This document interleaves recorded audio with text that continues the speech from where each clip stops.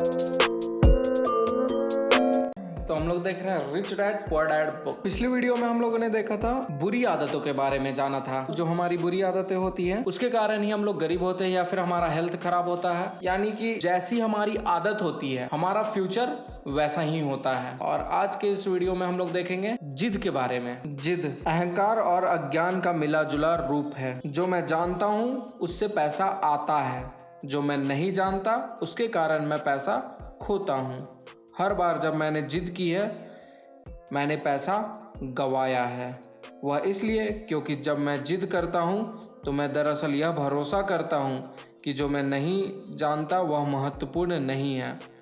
अमीर डैडी मुझे अक्सर बताया करते थे। मैंने पाया है कि कई लोग जिद का प्रयोग अपना अज्ञान छुपाने के लिए भी करते हैं। जब मैं फाइनेंशियल स्टेटमेंट और अकाउंटेंट्स या निवेशकों से चर्चा करता हूं, तो ऐसा अक्सर होता है। वे चर्चा में अपनी जिद के आधार पर जितना चाहते हैं। मैं समझ जाता हूं कि जिस मुद्दे पर बात हो रही है उसके बारे में उन्हें पर्याप्त ज्ञान नहीं है। वे झूठ नहीं बोल रहे होते हैं, परंतु वे सच भी नहीं बोल रहे होते हैं। धन, फाइनेंशियल और निवेश की दुनिया में ऐसे कई लोग हैं जिन्हें यह पता ही नहीं होता कि वे किस बारे में बात कर रहे हैं। पैसे के उद्योग में ज्यादातर लोग सेकेंड हैंड कार के सेल्समैन की तरह व्यवहार करते हैं और कहते हैं, जब आप जानते हो कि आप किसी विषय में अज्ञानी हैं, तो उस क्षेत्र में किसी विशेषज्ञ को ढूंढकर या उस विषय पर कोई अच्छी पुस्तक पढ़कर अपना ज्ञान बढ़ाना शुरू कर दे। हम लोग जैसे किसी चीज के बारे में नहीं जान रहे हैं तो हम लोग जिद करते हैं उस चीज को पाने की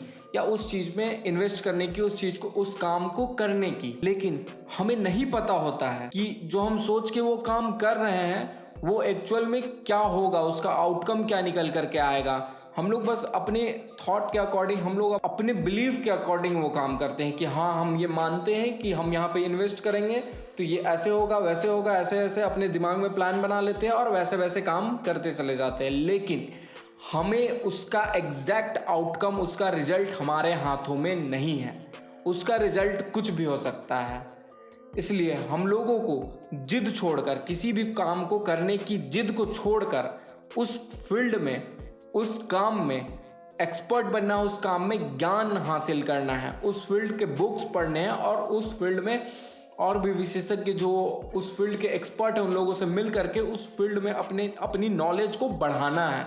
ऐसा नहीं कि जिद में आकर के करे जा रहे हैं कि नहीं मुझे ये करना है तो करना है। करना है ठीक है, करना है ठीक है, लेकिन उस फील्ड में अगर आप फेल हो रहे हैं तो आप उस फील्ड के एक्सपर्ट से मिलिए, बुक्स पढ़िए और नॉलेज बढ़ाइए कि आखिर क्यों फेल हो रहे हैं, क्यों नहीं हो पा रहा है। अगर हो रहा है तो ठीक है, धीरे धीरे और आगे बढ़ते जाइए उस फील्ड के एक्सपर्ट से मिल करके, और नहीं हो रहा है तो फिर ध्यान दीजिए और देखिए। बस यही कहना चाहते हैं कि हम लोग जिस काम के लिए जिद करते हैं इसका मतलब हम लोग उस काम में अज्ञानी हैं, हम लोग अपने अहंकार के कारण कर रहे हैं और उस काम को करके हम लोग अपने पैसा और टाइम दोनों को गंवा देंगे। तो इस वीडियो में इतना ही। इस वीडियो से हमें सीखने को मिलता है कि हम लोगों को जिद करके कोई भी इन्वेस्टमेंट नहीं करना है। हम लोगों को किसी भी इन्वेस्टमेंट से पहले उस फील्ड के एक्सपर्ट से उस फील्ड को अच्छे से समझना है, सीखना है और फिर इन्वेस्ट करना है, जिससे कि हम लोग उस फील्ड में एक्सपर्ट बन सके, उस फील्ड में फेल ना हो सके, अपने पैसे को ना गंवा सके। तो इस वीडियो में इतना ही। अब हम लोग नेक्स्ट वीडियो में